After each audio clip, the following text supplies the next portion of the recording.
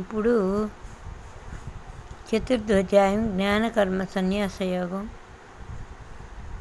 4వ అధ్యాయం భగవద్గీత.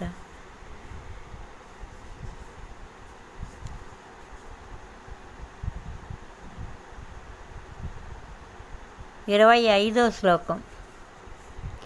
దైవమేవాపరే యజ్ఞం యోగినః పర్యుపాసతే.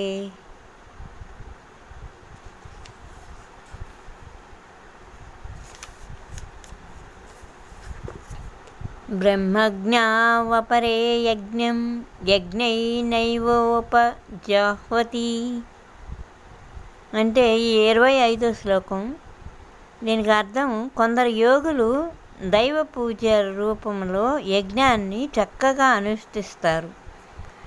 మరికొందరు యోగులు బ్రహ్మాగ్నియందు, అనగా పరబ్రహ్మ పరమాత్మ రూపాగ్నియందు అభేద దర్శన రూప యజ్ఞము ద్వారా ఆత్మరూప యజ్ఞమును ఆచరిస్తారు. అంటే ఆత్మలోనే భగవంతుడికి యజ్ఞం చేసుకునే వాళ్ళు కొంతమంది ఉంటారు.